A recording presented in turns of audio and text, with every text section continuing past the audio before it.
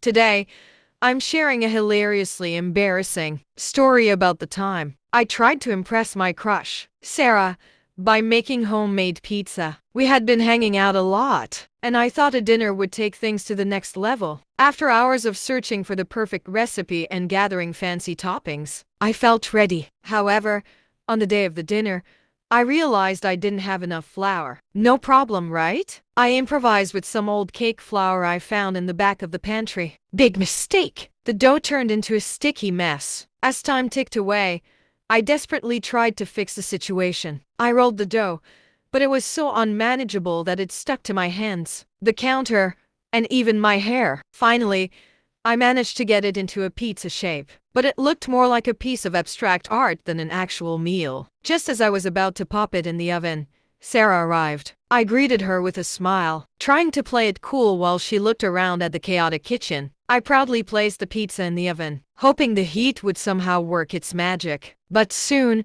the kitchen filled with the smell of burning. When I opened the oven, I was met with a charred lump that bore no resemblance to pizza. I panicked and attempted to scrape it off the baking sheet, but it was stuck on like cement. The embarrassment hit me hard as Sarah tried to hold back her laughter. In a desperate attempt to salvage the night, I suggested we order delivery instead. But as I reached for my phone, I accidentally knocked over a bowl of marinara sauce, splattering it everywhere on me, the walls, and even my confused dog. We ended up laughing about the whole situation, but I was mortified. We ordered pizza and spent the evening sharing embarrassing stories. Ironically, my failure in the kitchen brought us closer together. So that's how I completely FK'd up what was supposed to be a romantic dinner. In the end, I learned that sometimes the best memories come from unexpected disasters. Thanks for tuning into Epic Reddit Stories. Don't forget to share your own Tifu moments in the comments. Feel free to modify any parts to better match your style or audience.